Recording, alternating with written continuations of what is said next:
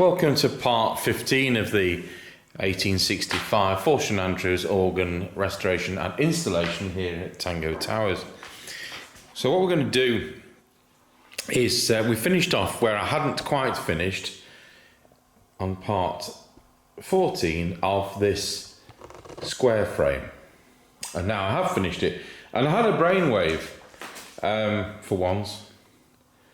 What I've actually done, this is where when you're qualified as an electronics engineer and a church organ builder, what I've actually done where those pins are is I've soldered them to the rod in the middle. Now I've never known them move backwards, sideways, but it means that they're not going to possibly move sideways. So that's the new improved one, and I'll do that to the other frame which before we install it. So the next thing is to put those two frames back in the big frame, and then we can start reinstalling the trackers and making new ones where necessary. So that's the next bit. So the two square frames are now back in the big frame, and it's now upright, so the underneath is towards me, and what we're doing is putting the trackers in. So the first one didn't need repairing, so I've cleaned it off.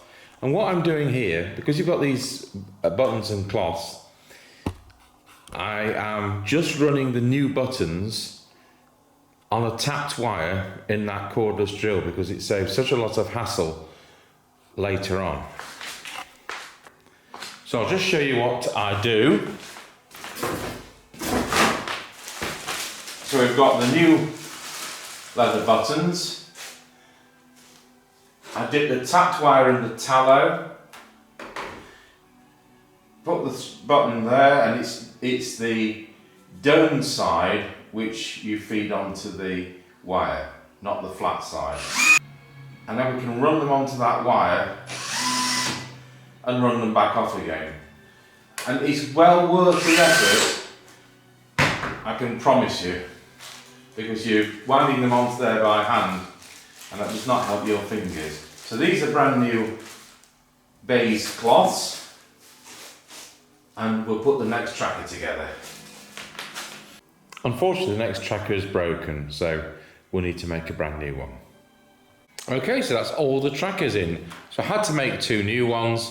One was broken, I presume, in taking the organ out of the church or in transit, and the other one broke taking it out. And there's a couple of other new ones which probably went in on its 1984 overhaul.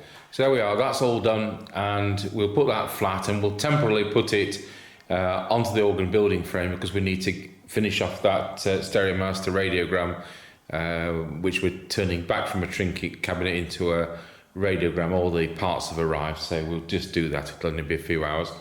And then I think we'll be getting on with that coupler mechanism. I'll look as to whether we need to do that next, because that's for the next keyboard, or whether we're going to start with the keyboard. I don't know. We'll have to assess what we have to do to the coupler and how it actually fits. So see you on the next part. Okay, so next bit of the organ we need to start on is the great key squares and the coupler. Now, on an organ with two keyboards, two manual organ, you always have the ability to be able to play the top keyboard, in this case it's called the swell, from the bottom keyboard, which in this case is called the great. So top keyboard is swell and the bottom keyboard is great. That is normal in the UK. There can be other ways around, but that is what's normal. So the swell is what we've been working on with the pipes in that wooden box. Eventually we'll have shutters on, it will open and close, and you can make it swell out, hence the name. So this is in a bit of a sorry state. This broke in transit. So we've got, if that's in camera, we've got a broken backfall. I think we've probably got two, we'll need to make new ones. So this is frustrating, because we're trying to work on the swell, we're trying to work on that top keyboard. But for us to be able to progress, we need to fit this, because it'd be so difficult to fit if we actually put the other unit in at this stage. We need to do this, And then we have the even more frustrating situation that clamps between the frame we've been working on and connects up with these. Are these stickers or are they trackers again? Anyway, it couples up with those. And then underneath, slung underneath the whole assembly, is the grate to pedal coupler. So once again, you can play the bottom keyboard with your feet from the pedal board. Most organs will have a swell to pedal coupler, so top keyboard to feet, and a grate to pedal coupler, bottom keyboard to feet. This organ doesn't have a swell to grate. That's quite frustrating as an organist because it's quite a useful feature to have, but it doesn't have that. Well, it makes the overhaul job a bit easier, and so that's something else we're going to have to do before progressing. So I'm going to have to jolly well get on with this, and the techniques we've learnt on the other, we have 3 square frames. We've got this one, we've got this one here, and then we've got a sub one on the top. So lots of adjustments as well to realign it when it's finished. So that's how we're going to start off. So you now see I've taken the top unit off from the top there, put it to one side. So the next thing we're going to have to do, I think, is to remove this one. They've all got to come out, and then we'll start at the bottom and build it back up again. As you can see, I've now dismantled it down to a single frame and the coupler action. So we'll now remove that. Right, I've now cleaned the cheeks of this part of the action, and the metal part has gone to repaint, and we're left with this square frame, which has got trackers or stickers poking out. They'll all need to come out, they'll all need to have new buttons and cloths on. I'm just going to move the camcorder.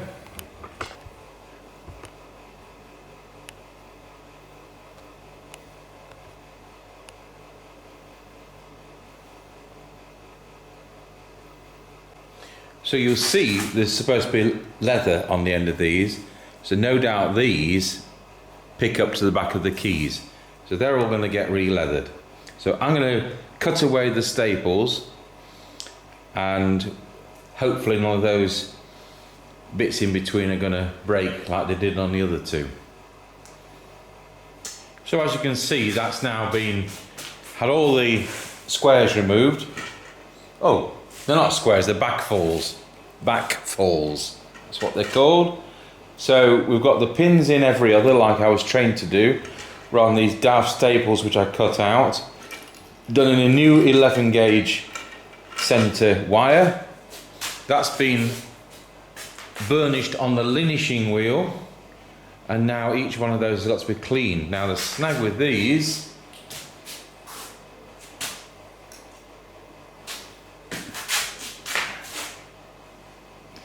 is each of those wires has to come out, and we need new buttons and cloths either side. So the lower one is called a check button, and the top one is the adjustment one. And I'm going to try and get these, because there'll be a mark on the wire where these have been. I'm going to try and get the new ones in exactly the same place as the old ones. That seems a sensible thing to do, because these are a real nightmare to adjust. So there'll be a new cloth there, but some of these have had rodent damage and they're going to have to be remade from new. I think we've got about 5 which are going to have to be made after the 56. So that's my next task. Right, so the back falls are all neatly stacked in 15s. They are in 15s. The reason for that is they're leathered at the back. Wrong way. So where they go up against the key at the back, they have leather, and that's been eaten away or it's worn, and it's black leaded, so there's good lubrication between the timber of the keys and the back of the back falls. I've just put the last two the wrong way around. Hadn't noticed that. They are all numbered, because remember all this stuff's handmade, and so there's a difference from one to the other. So that's what we're going to do. We're going to re-leather those in blocks of 15, and then the stickers, or the, I don't know whether they push or whether they pull,